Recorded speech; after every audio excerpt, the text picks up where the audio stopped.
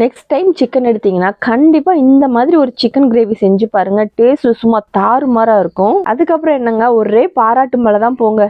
ஆனால் அடிக்கடி செய்ய சொல்லி டார்ச்சர் பண்ணுவாங்க, பார்த்துக்கோங்க. நான் 1/2 கிலோ சிக்கனை நல்லா வாஷ் பண்ணி வச்சுருக்கேன். இது கூட 1/4 டீஸ்பூன் மஞ்சள்தூள், 1/4 டீஸ்பூன் உப்பு சேர்த்துக்கலாம். 2 டீஸ்பூன் அளவு தயிர் சேர்த்துக்கலாம்.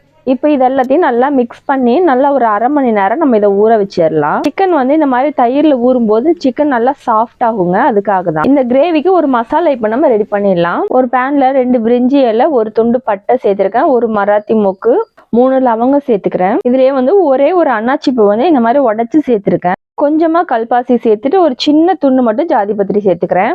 1 டீஸ்பூன் சோம்பு, 1 டீஸ்பூன் ஜீரகம், 1 டீஸ்பூன் மிளகு சேர்த்துக்கலாம். இது கூடயே வந்து தனியா பார்த்தீங்கன்னா ஒரு 4 டீஸ்பூன் அளவில் நான் சேர்த்துக்கிறேன்.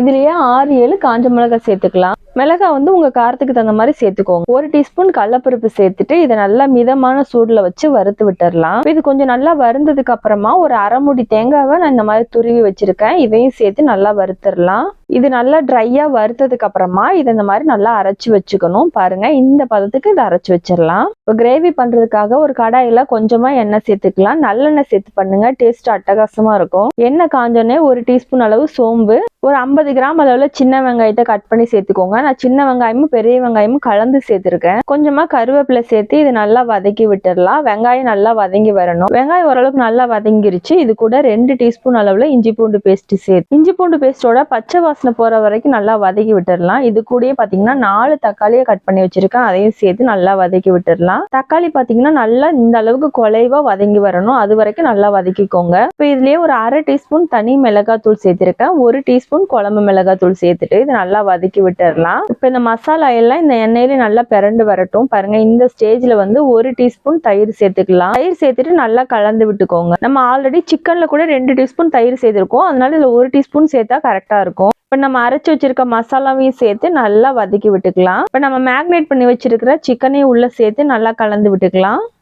நான் பண்ணியிருக்கிறது பார்த்தீங்கன்னா 1/2 கிலோ சிக்கனில் பண்ணியிருக்கேன். நீங்கள் 1 கிலோ அந்த மாதிரி செய்கிறீங்கன்னா இதோட மெஷர்மெண்ட் வந்து அதிகமாக பண்ணிக்கோங்க. இப்போ இதுக்கு தேவையான அளவுக்கு தண்ணி சேர்த்துக்கலாம். நான் அந்த மிக்ஸி ஜார்லாம் கழுவி அந்த தண்ணியை தான் உள்ளே சேர்த்துருக்கேன். நீங்கள் குழம்பா வைக்கிறீங்கன்னா இன்னும் கூட கொஞ்சம் தண்ணி சேர்த்துக்கோங்க. நான் வந்து இன்னைக்கு குழம்பா வைக்கல, கிரேவியாக தான் வைக்கிறேன். இப்போ இதுக்கு தேவையான அளவுக்கு நம்ம உப்பு சேர்த்துக்கலாம். நான் ஏற்கனவே பார்த்தீங்கன்னா சிக்கன் மேக்னேட் பண்ணும்போது உப்பு சேர்த்துருக்கேன். அதனால கம்மியாக பார்த்து சேர்த்துக்கோங்க.